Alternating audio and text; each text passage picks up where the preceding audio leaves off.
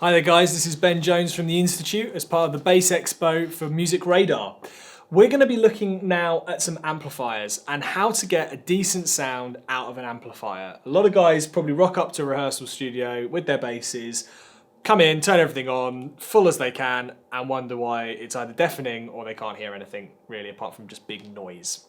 So let's just quickly go straight in and look at the first thing, which is putting it in the right place. So we've got here input. You can just see there, input, that's where the guitar lead needs to go. So one end in your guitar, like so, and one end into the input. Once that's in all the way, we're ready to rock. So let's look at the amplifier here. Now, there's lots of dials here, but we're only concerned with a certain few, and we're going to talk about those in just a second.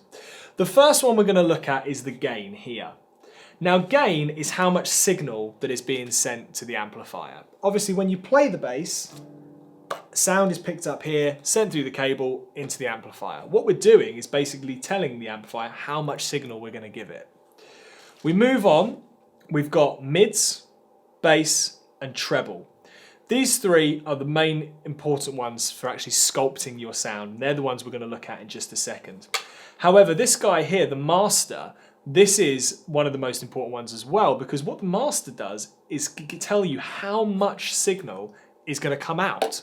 So the gain tells you how much is going in, but the master tells you how much is going out, i.e. that's your volume. So when you're on your iPods at home, you turn up your volume, you want to hear more sound. Master is essentially what that is for an amplifier.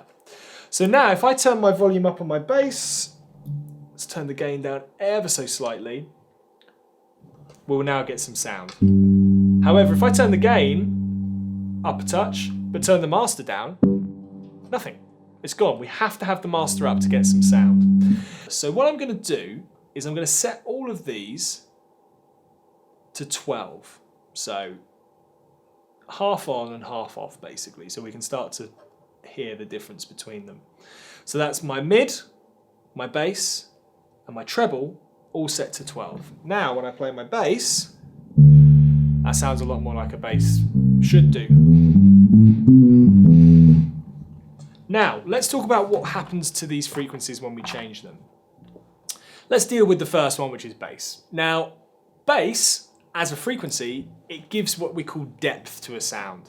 Other words that you'll hear for this, fatness, warmth, that's the sort of thing that describes bass. So if you want to play something that has to have a really heavy bottom end, that's what we call bass, is the bottom end. So if you want to feel the bass rumbling underneath you, you're going to need a little bit more of that bass. Mid is also known as the punch of a sound. So it sits between obviously the bass and the treble, and it gives clarity to notes. If you have a lot of bass but not a lot of mid, you'll hear things, but you won't hear them very clearly.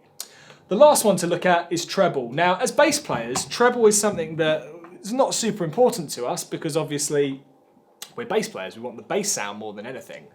However, what the treble does give you is what we call the crispness to the sound. It just gives that little bit of sparkle on top, which actually, coupled with the mids, cuts through a mix nicely. Now, we're not always going to play low, fat notes down here. Sometimes we want to play up the top end and get some of that melody sound that maybe guitarists are more used to. So really what you want to do when you go into your rehearsal studio, come on in, put it on to 12, because all basses will be different. That's one thing we must understand. Each bass will sound different through a different amp. So to compensate for that, put them all on 12 first, so you're basically half on, half off, and then just tweak very carefully what you hear. If you hear too much bass, pull the bass back. If you can't hear your notes enough, bring the mids up, maybe bring the treble down a touch. Now, each genre is actually going to look at different EQs on the amp, and that's the next thing that we're going to look at, so we'll see you soon.